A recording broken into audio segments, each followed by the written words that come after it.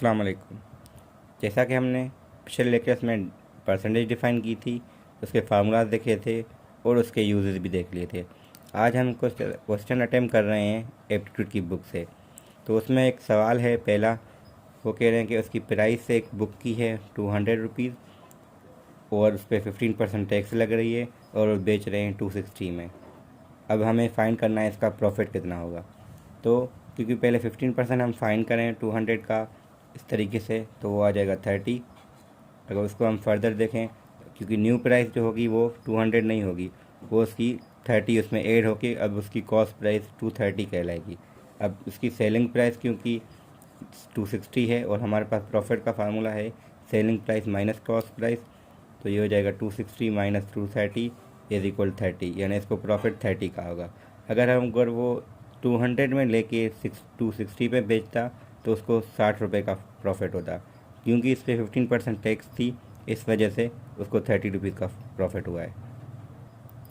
एक और क्वेश्चन है इसमें कि after spending 88% of his income a man had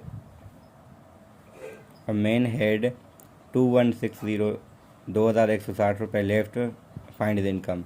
इसका मतलब है कि एक बंदे ने 88% अपना खर्च किया है, रिमेनिंग है उसकी 12% और रिमेनिंग अमाउंट कितना है 2160 रुपये। अब हमें फाइंड करना है इसकी इनकम कितनी थी, तो हम इनकम को इनकम ही रख रहे हैं। तो हमारे पास जो बच गया है वो 2160 रुपये हैं और वो 12% है। अगर हम लिखें 12% of income is equal to 160, अगर परसेंटेज को हम हटा दें तो नीचे 100 आ जाएगा। अगर हम इनकम के लिए सॉल्व करें तो 2160 के साथ 100 मल्टीप्लाई होगा और 12 डिवाइड होगा। अगर हम टेबल्स लगाएं 2 की तो ये हो जाएगा, अगेन 2 की लगाएं तो ये आ जाएगा, अगर 3 की लगाएं तो फिर ये ऊपर 180 नीचे 100। अगर मल्टीप्लाई करें दोनों को तो ये आ जाएगा 18,000, यानी इसकी इनकम 18,000 थी। इसमें क्वेश्चन है क्वेश्चन नंबर 65। एक बुक फेयर है, वहाँ पे बुक की प्राइस 75 रुपीज़ थी, अब उन्होंने 60 रुपये कर दिए हैं। अगर 50% प्रॉफिट उसको पहले मिल रहा था, अब वो 60 रुपये बेचने में कितना परसेंट प्रॉफिट मिलेगा।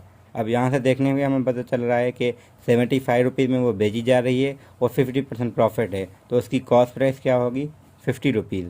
अगर कॉस्ट प्राइस 50 है, अब उन्होंने 60 कर दिया, तो लाजमन है 10 रुपीज़ का हमारे पास प्रॉफिट मिलेगा। अब 10 रुपीज़ कितना है इसका, वही आएगा हमारा फार्मूला जो हमारे पास था कि x% of y is equal to z था, और दूसरा हमने किया था कि अगर प्रॉफिट की परसेंटेज हमें फाइंड करनी है तो प्रॉफिट की परसेंटेज का फार्मूला है कि profit divided by CP into 100। अब कॉस्ट प्राइस हमने 50 लिखी है, 10 रुपीज़ उसकी प्रॉफिट है उसका, और 100 से मल्टीप्लाई कर दें तो 0 0 से ख़त्म, 1 टाइम 2 टाइम 2 10 द 20, तो ये परसेंटेज ऑफ प्रॉफिट आएगा 20 का, यानी 20% इसको अब प्रॉफिट होगा। पहले वो 50% हो रहा था 75 की वजह से, अब वो 60 रुपीज़ की वजह से उसको 20% प्रॉफिट होगा। तो इस क्वेश्चन को हम ऐसे डील करते हैं। Thank you.